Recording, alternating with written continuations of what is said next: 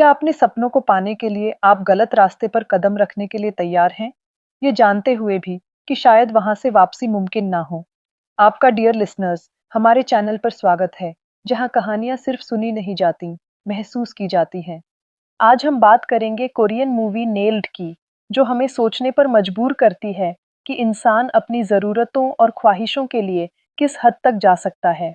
ये कहानी है ली की, एक आम आदमी जिसकी अपनी एक छोटी सी टायर की दुकान है। जिंदगी बस कट रही है, गुजर बसर हो रही है, लेकिन सपनों और हकीकत के बीच एक गहरी खाई है। ली की दुकान के सामने रोड पर कंस्ट्रक्शन का काम चल रहा है।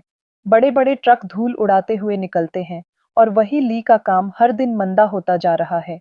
वो कंस्ट्रक्शन साइट पर जाता है और ट्रक ड्राइवर से रास्ता बदलने को कहता है।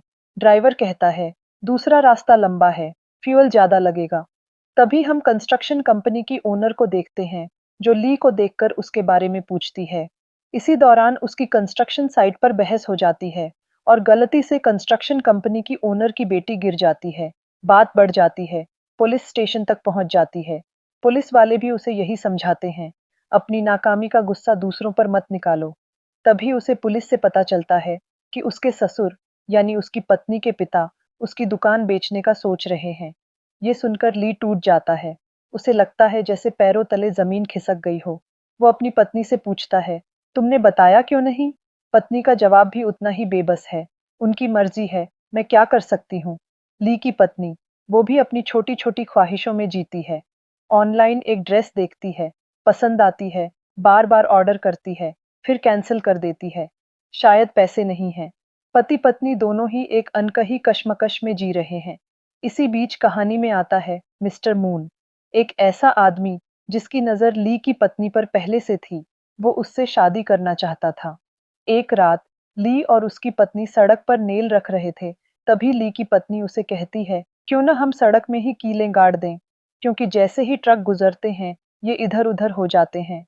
ली हिचकिचाता है, ये कीलें बहुत शार्प हैं, ऐसा करना मुश्किल होगा। पत्नी उसे ड्रिल मशीन इस्तेमाल करने का आइडिया देती है और यहीं से शुरू होता है वो सफर, जहां जरूरतें लालच का रूप लेने लगती हैं। अंधेरी रात में पति पत्नी मिलकर सड़क पर कीलें गाड़ना शुरू करते हैं। डर भी है, पकड़े जाने का खौफ भी। एक रात पुलिस की कार आती देख दोनों सहम जाते हैं, लेकिन किसी तरह बच निकलते हैं और फिर धीरे धीरे उनकी दुनिया बदलने लगती है। सड़क से जाने वाली गाड़ियों के टायर पंक्चर होते हैं।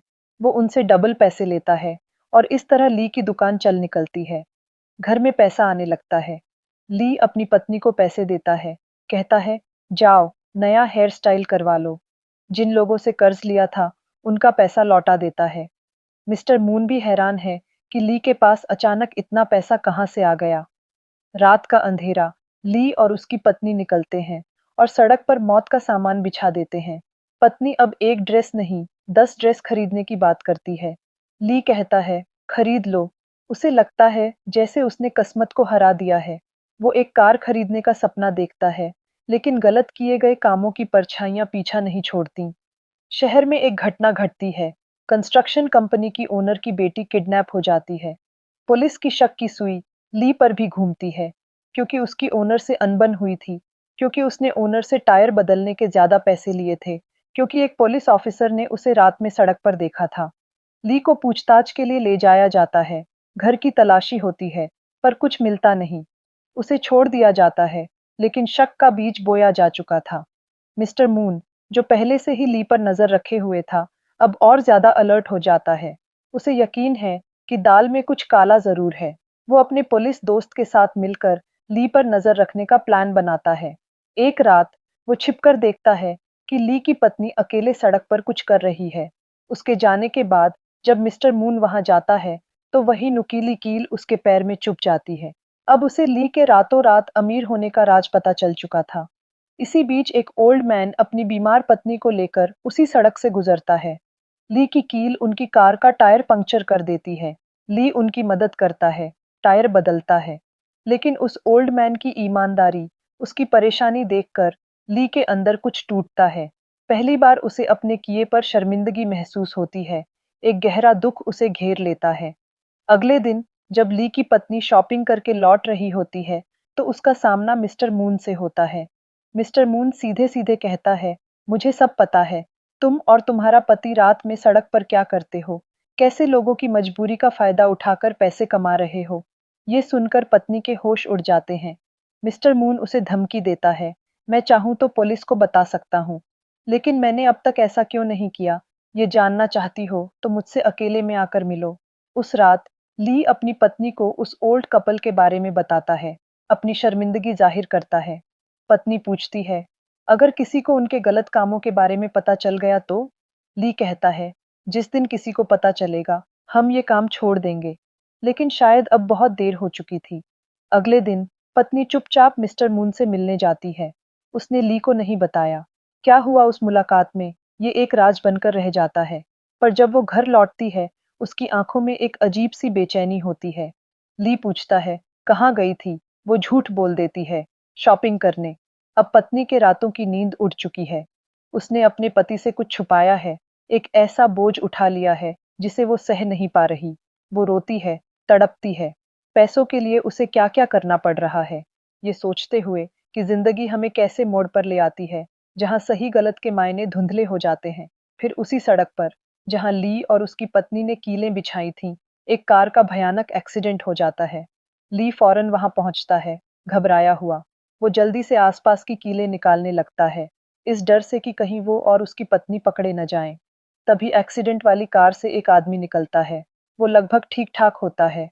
ली उसे पहचान लेता है। ये वही आदमी है जो कभी उसकी दुकान पर टायर बदलवाने आया था और उसी कंस्ट्रक्शन कंपनी में काम करता था। और चौंकाने वाली बात ये थी कि इसी आदमी ने कंपनी के ओनर की बेटी को किडनैप किया था।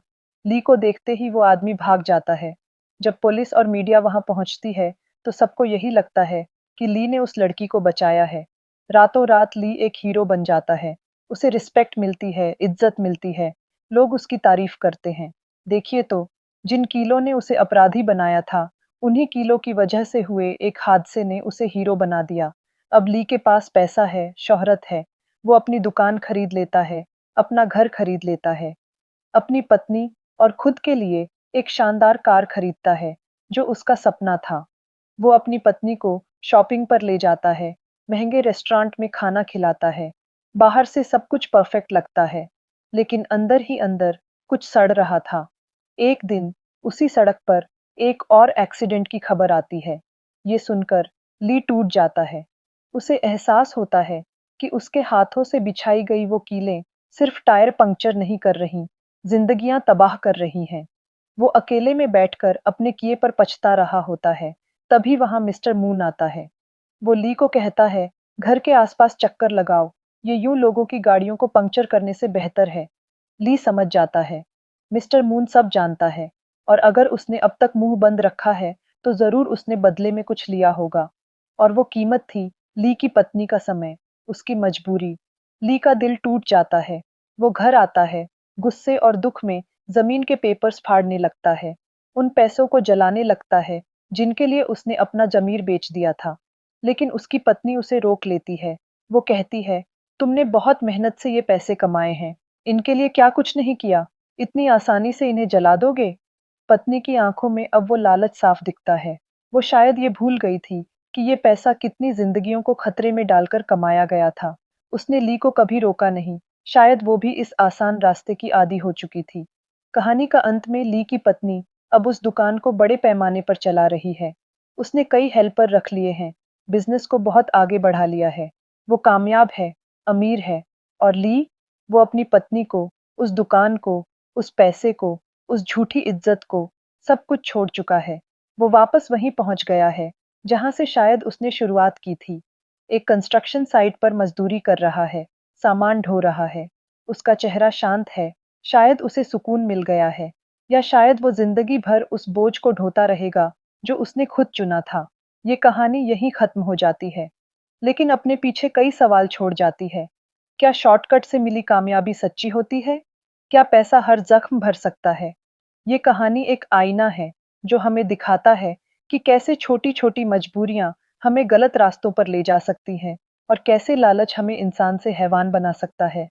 जिंदगी में कई बार ऐसे मोड़ आते हैं जब हमें चुनना पड़ता है, आसान रास्ता या सही रास्ता। आपकी नज़र में ली ने आखिर में सही किया या गलत? कमेंट में ज़रूर बताना। अगर आपको यह मूवी अच्छी लगी, तो वीडियो को लाइक करें, शेयर करें और हमारे चैनल को ऐसी और वीडियोस देखने के लिए याद से सब्सक्राइब ज़रूर कर ले। फिर मिलते हैं नेक्स्ट वीडियो में। तब तक के लिए good bye my dear listeners.